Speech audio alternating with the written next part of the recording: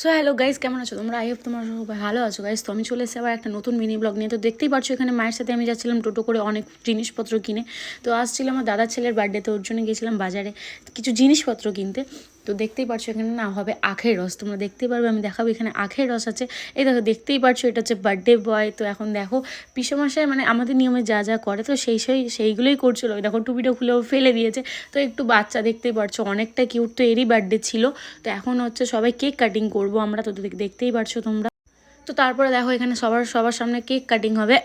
তো দেখতেই পাচ্ছ আমি একটু অনেক দিন পরে ডাবিং করছি, তো তার জন্য একটু প্রবলেম হয়ে আছে। দেখো এখানে সবাই ছিল, আমার বোন, দাদা, ভাই, বৌদি, আর ওটা ছিল বৌদি আর দাদা। ঠিক আছে, তো এখানে দেখতে পাচ্ছ এটা হচ্ছে ছোটো দাদা। তো ছোটো দাদা কেকটা মানে কী বলে ফানুসগুলো করে দিচ্ছিলো। এখন সবাই করবে happy birthday to you, happy birthday to you. দেখো এটা মানে পিসে মশাই সবাই মিলে এখন ওকে ধরে কেক কাটা।